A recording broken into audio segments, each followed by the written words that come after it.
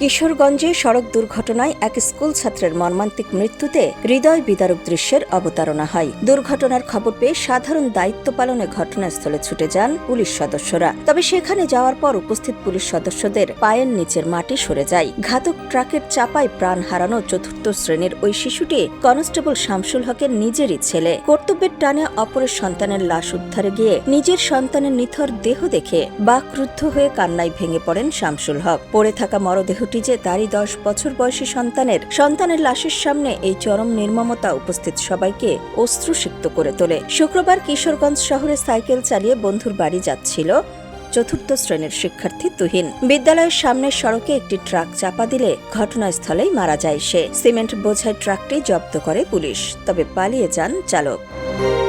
Sumi Ahsan, Sonali news.